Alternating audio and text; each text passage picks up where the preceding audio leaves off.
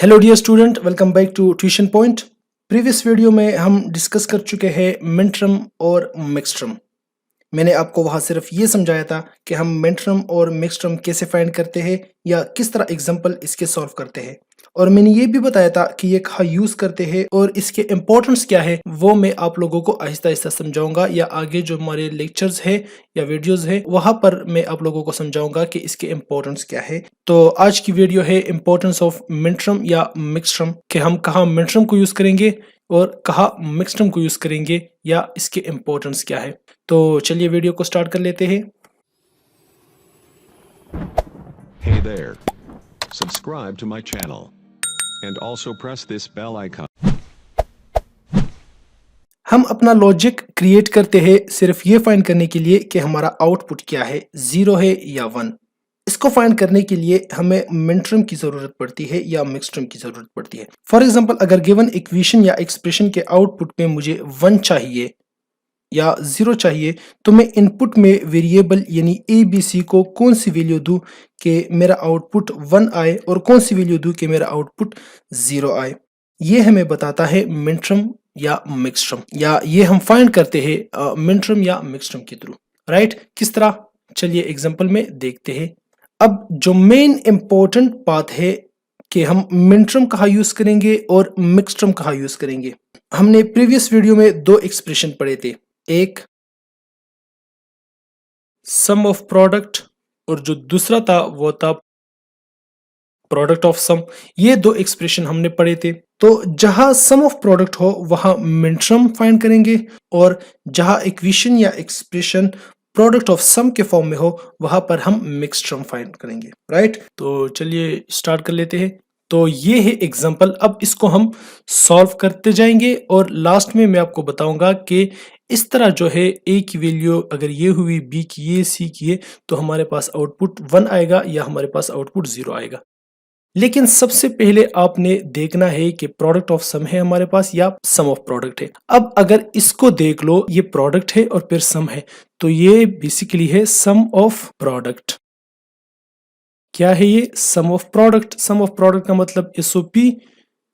तो हम क्या फाइंड करने वाले हैं? Mid term. राइट, यहां तक समझ आ गई। अब यहाँ पर BC मिसिंग है, यहाँ पर A मिसिंग है, तो ये तो फिर स्टैंडर्ड फॉर्म नहीं हुई। तो सबसे पहले इस एक्सप्रेशन को या इस इक्वेशन को हम स्टैंडर्ड फॉर्म में लाएंगे। तो स्टैंडर्ड फॉर्म में लाने के लिए हमें क्या करना होगा? ये एक टर्म है A, इसको मैं यहाँ पर लिखता हूँ, और दूसरा क्या है? दूसरा है BC। मैं इसको अलग करता हूँ आप लोगों को समझाने के लिए। अब क्या करता हूं, ये A है, मैं इसको इस तरह लिख सकता हूं कि A B plus B complement, क्योंकि B प्लस B कंप्लीमेंट से 1 आता है और 1 इसके साथ जब मल्टीप्लाई होगा तो वापस A आ जाएगा। यहां तक ठीक है। अब मैं इसको करता हूं कि AB प्लस AB कंप्लीमेंट, दो टर्म इससे बन गए। दो टर्म में दो वेरिएबल है, तीसरा C मिसिंग है, तो इसके लिए मैं वही मेथड दोबारा दोहराता हूँ। A B C plus C complement plus A B complement और सी प्लस सी कंप्लीमेंट। यहाँ तक समझ आ गई? कोई मसला तो नहीं है? तो मैं इसको लिख सकता हूँ कि A B C plus A B C complement, और फिर इसके बाद यहाँ पर प्लस ए बी कंप्लीमेंट, यहाँ पर आ जाएगा सी, और plus A B complement C complement. यहाँ तक समझ आ गई? अब इसमें क्या है? A B C A B C A B C A B C, हर एक टर्म में सारे के सारे वेरिएबल मौजूद है।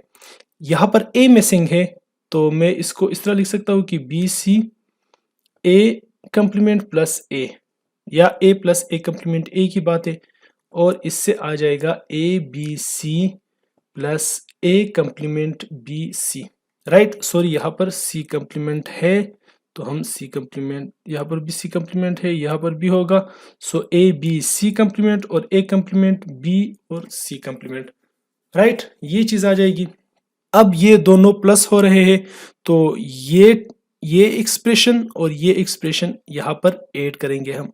सो if is equal to A plus, sorry, A B C plus A B C complement plus A B complement C plus A B complement C complement, और फिर ये दो टर्म भी हम इसके साथ लिखेंगे, so plus A B C complement plus A complement B C complement. अब आप गौर कर लो, ये ए बी सी कंप्लीमेंट और यहाँ पर भी है ए बी सी कंप्लीमेंट, यहाँ पर ये दो टर्म्स है, तो जब दो है तो एक को हम लिखेंगे एक को नहीं लिखेंगे, क्योंकि हमें पता है कि ए प्लस ए से आता है ए, तो यहाँ पर भी एक लिखेंगे, एक हम जो है वो नहीं लिखेंगे। सो इससे क्या आएगा, इससे आएगा A B C plus A B C complement plus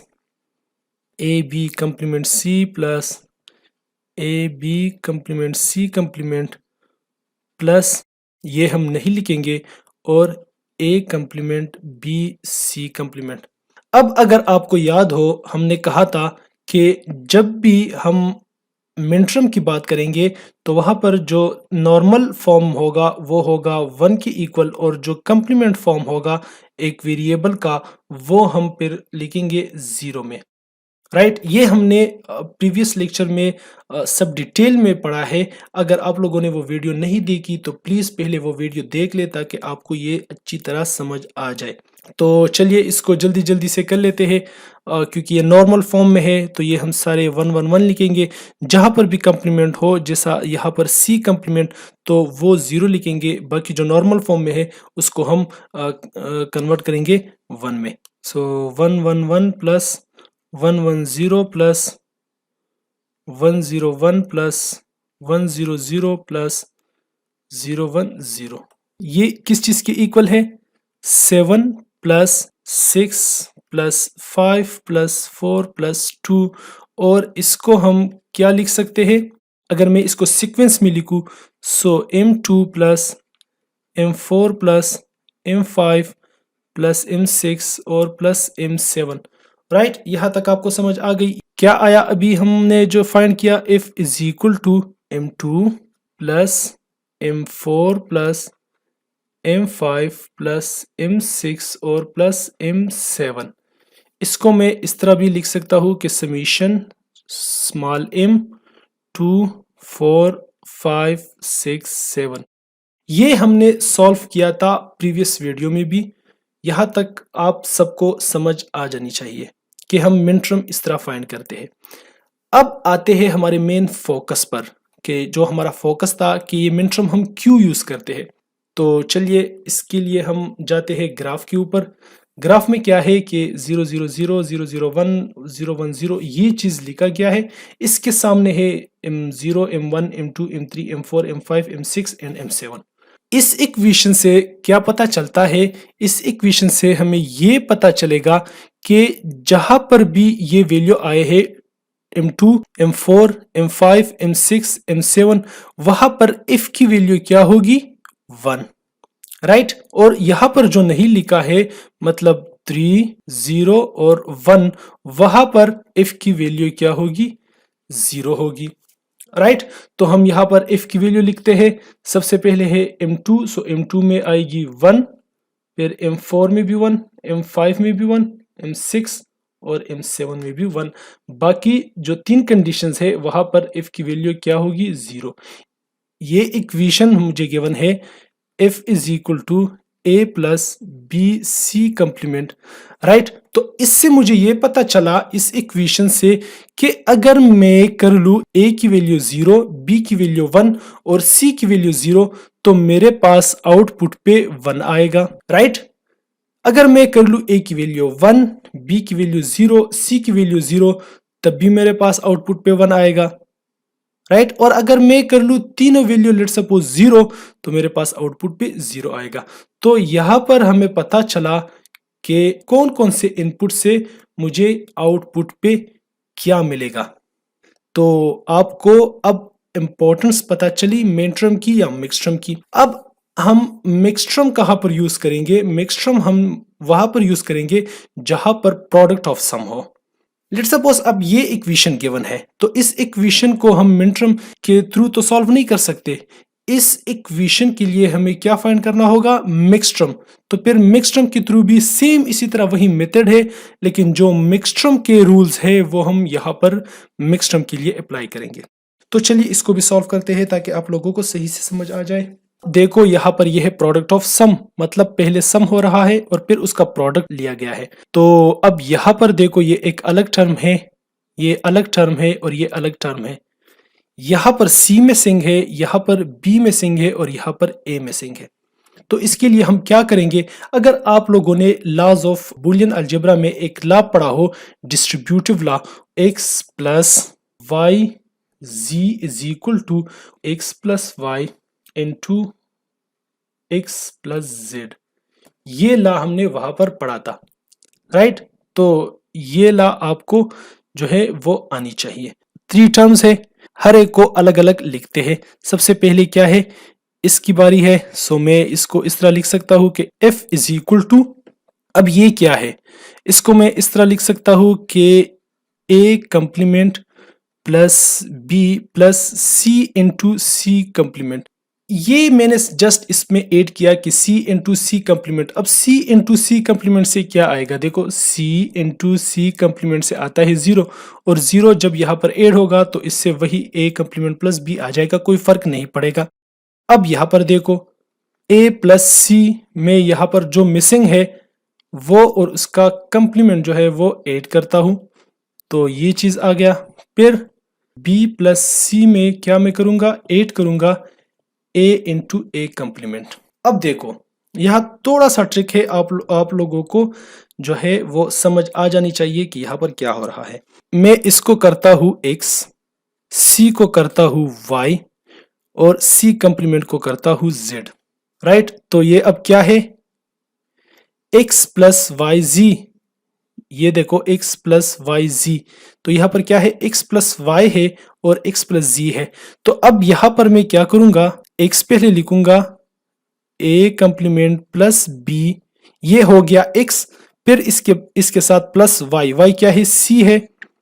अब ये तो मैंने कर दिया, अब इसकी बारी है x की, सो a कंप्लीमेंट प्लस b, ये मैंने लिख दिया ये x, और प्लस इसके साथ ये z कौन सा है, c कंप्लीमेंट।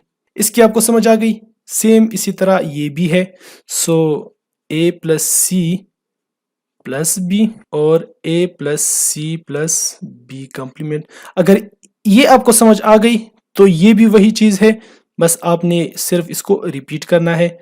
फिर b plus C plus a और b plus C plus a complement. अब मैंने क्या करना है कि इन सब को सीक्वेंस में लिखना है। अब देखो दो चीजें यहाँ पर रिपीट हो रहे हैं, एक क्या है, a complement plus b plus C, ये वाला, और ये वाला देखो a complement plus b plus C, ये रिपीट हो रहा है। दूसरा कौन सा रिपीट हो रहा है, a plus b plus C, ये वाला और ये वाला, ये दो जो है वो रिपीट हो रहे हैं, तो उसमें हम एक एक लिखेंगे और जो दूसरा है वो हम नहीं लिखेंगे। a complement plus b plus C, a complement plus b plus C complement, इसको मैं लिख देता हूँ a plus b plus C और a plus b complement plus C. इन दोनों को मैं नहीं लिखता क्योंकि ये रिपीटेटिव है या ये 2 बार आए हैं।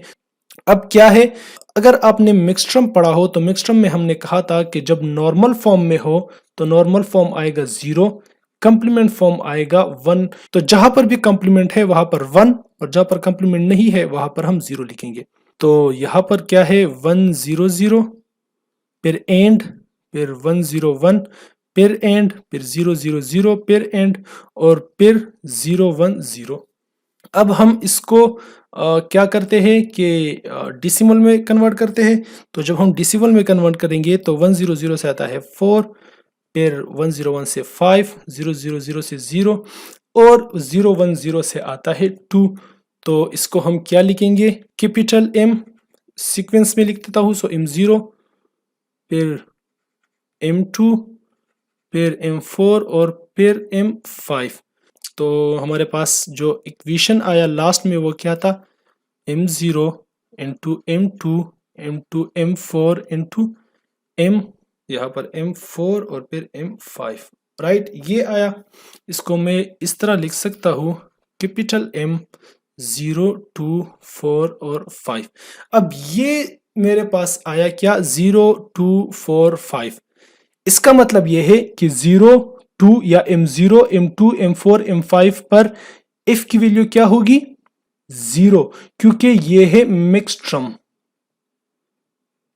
तो चलिए टेबल पर देखते हैं। सबसे पहले m0, तो m0 पर f की वैल्यू होगी 0, फिर है m2 पे भी 0, फिर m4 पे 0 और m5 पे 0। बाकी जितने भी केसेस है, m1 है वहां पर 1 आएगा, m3 है, m6 है या m7 है, इन सब पे क्या आएगी, 1 1 1। तो जब भी हमारे पास ये वाला इक्वेशन आएगा, a complement plus b, a plus C और b प्लस सी।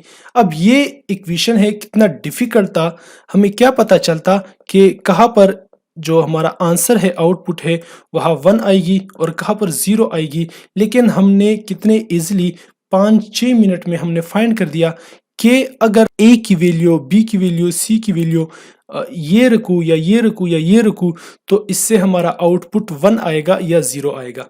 तो हमारा आउटपुट जो है वो 1 आएगी। बाकी जो हमारी रिमेनिंग कंडीशन है, ये वाला, ये वाला, ये और ये, इन पर हमारे आउटपुट जो है वो 0 आएगी। तो ये था इम्पोर्टेंस ऑफ मिनटर्म और मिक्सटर्म, कि किस लिए हम मिनटर्म और मिक्सटर्म को यूज़ कर सकते हैं। इसका जो ज़्यादातर यूज़ है वो के मैप में है, वो हम नेक्स्ट वीडियो में इंशाल्लाह कवर करेंगे कि किस तरह हम के मैप को हम सॉल्व करते हैं। तो उम्मीद है आपको ये वीडियो अच्छी लगी होगी, ये वीडियो आपके लिए इंफॉर्मेटिव होगी। अगर किसी चीज़ में मसला हो तो वो मुझे आप बता सकते हैं, या मैं कुछ मिस कर गया हूँ तो वो भी मुझे आप बता सकते हैं कि फ़ला जगह पर आप ये चीज़ मिस कर गए हो या गलत बता कर गए हो, ताकि मैं वो जो एरर है या वो डाउट है आपका, वो मैं क्लियर करा सकूँ। तो अगर आप लोगों ने अभी तक हमारा चैनल सब्सक्राइब नहीं किया है तो प्लीज़ सब्सक्राइब कर ले और साथ में नोटिफिकेशन बिल भी ज़रूर प्रेस कर ले, ताकि हमारी हर वीडियो की नोटिफिकेशन आप तक पहुँचती रहे। मिलते हैं नेक्स्ट वीडियो में, तब तक के लिए अपना ख्याल रखिएगा। अल्लाह हाफिज़।